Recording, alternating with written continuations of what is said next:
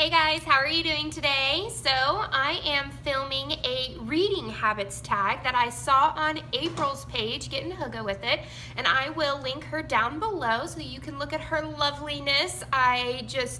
She's so calm and cool and collected. I love watching her videos. So I thought, you know what? I might as well try this myself. So there's 12 questions about different reading habits that you have. So the very first question is, do you have a certain place at home that you read? Yes. Aaron and I share a couch, and he sits on one side of the couch, and then I basically take up the other two cushions of the couch, and I take up as much room as I possibly can. He's the best boyfriend in the world because he doesn't complain.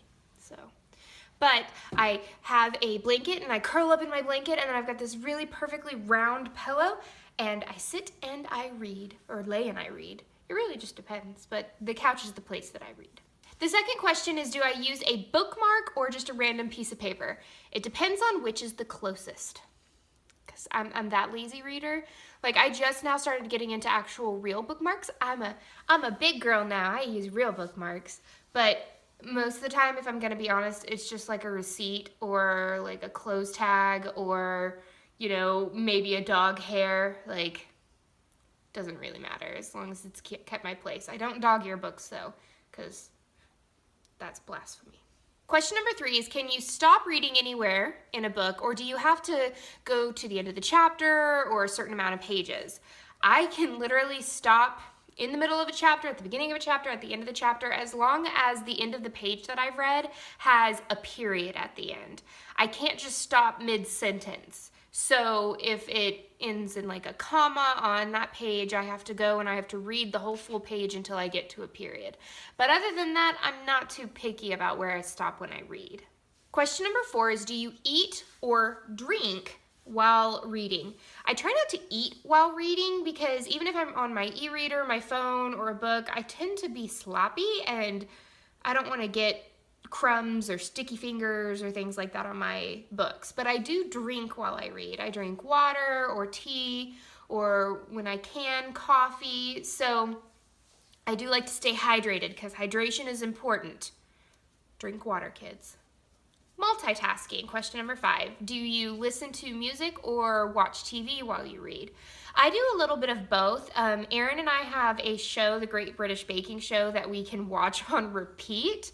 It's like the most replayable TV show in the world, and him and I will read or we'll play games or something along those lines while that show is playing. But I also really love listening to classical music while reading as well. So either or, it doesn't really matter to me. Question number 6, one book at a time or several books at a time?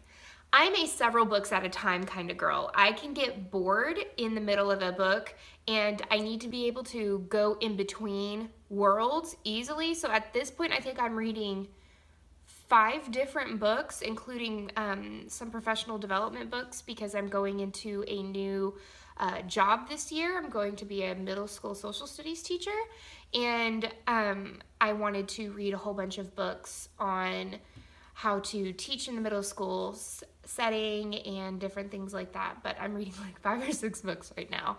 And you know what? I don't get lost. I don't get the worlds confused or anything. So I really prefer to read multiple books at a time. Question number 7 is, do you prefer to read at home or everywhere else?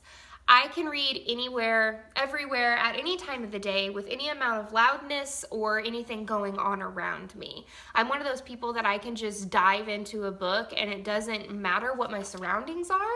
I'm going to be able to read because I'm determined to know what happens to the characters. Question number 8 is, do you prefer to read out loud or silently in your head?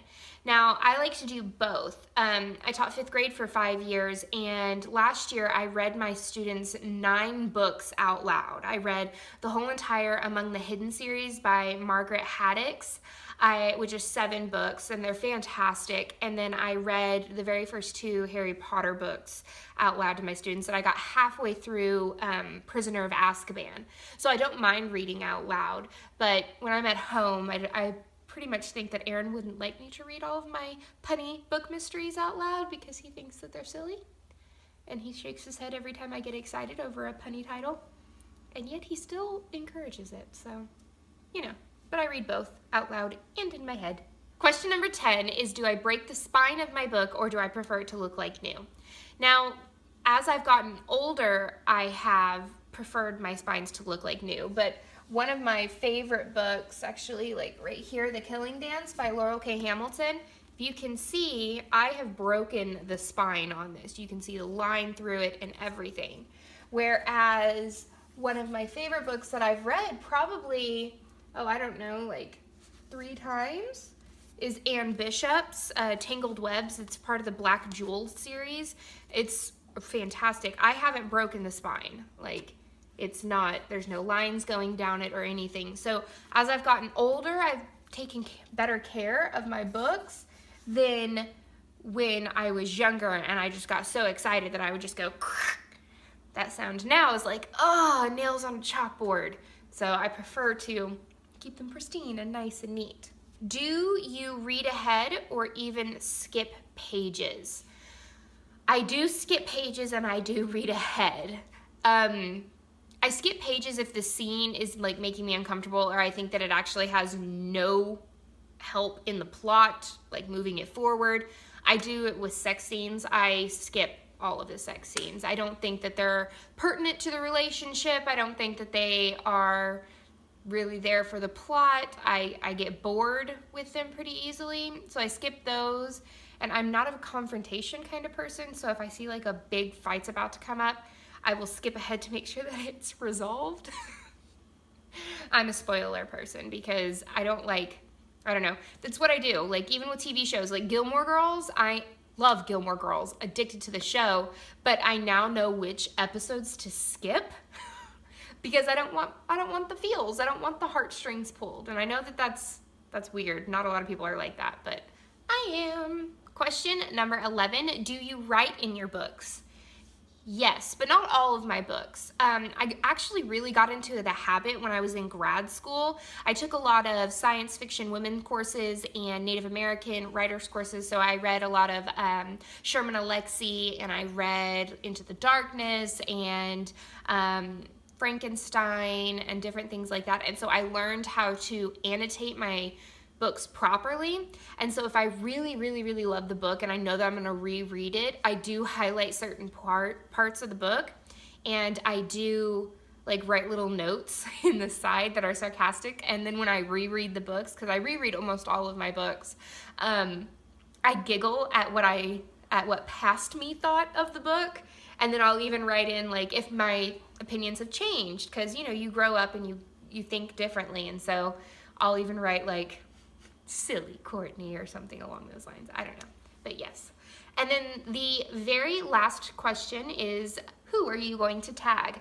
And I think I'm going to tag my booktube best friends, Desiree at Libri Labra and Betsy at Bookish Betsy. I want to know what your reading habits are, girls. So if you found this video useful or entertaining, or you learned something new about me, or maybe a different way to read, please like and subscribe. And that's the end of this chapter of Courtagonist, guys. Happy reading. Bye.